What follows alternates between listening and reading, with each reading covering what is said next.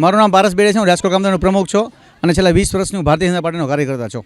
અમારી રજૂઆત બહુ સ્પષ્ટ છે, આપણે મીડિયા મિત્રોને પણ ખબર છે. અમે છેલ્લા 2 વર્ષથી ભારતીય જનતા પાર્ટીના શાસક પક્ષને અને તંત્રને રજૂઆત કરી છે કે ભાઈ સફાઈ કામદારની ભરતી તમે કરો તો એમાં વિધવા બહેનો, ત્યક્તા બહેનો અને જેના ઘરમાં નોકરી નથી એવા લોકોને લ્યો.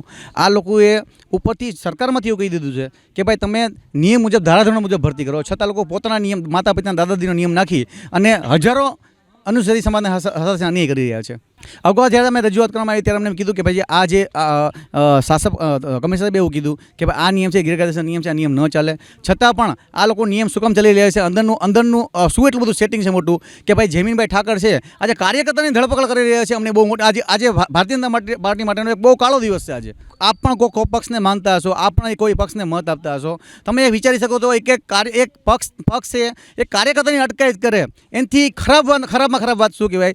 આ ગુજરાતમાં પ્રથમવાર એવું રાજકોટમાં બન્યું હોય છે કે ભારતીય જનતા પાર્ટીના કાર્યકર્તાની એક સામાન્ય પ્રશ્ન માટે અટકાયત કરવી પડે, અને એ પણ સામાન્ય સફાઈ કામદારની કાયમી નોકરીમાં અમે માતા પિતા દાદાજીનો નિયમનો વિરોધ કરી છીએ, એ બાબતે અટકાયત કરવી પડે. તમે વિચાર કરી શકો તો તમે તમારી આત્માને ઝંઝોડીને જુઓ કે આમાં કેટલું સેટિંગ હશે. આ લોકોને અમને જેલમાં નાખે.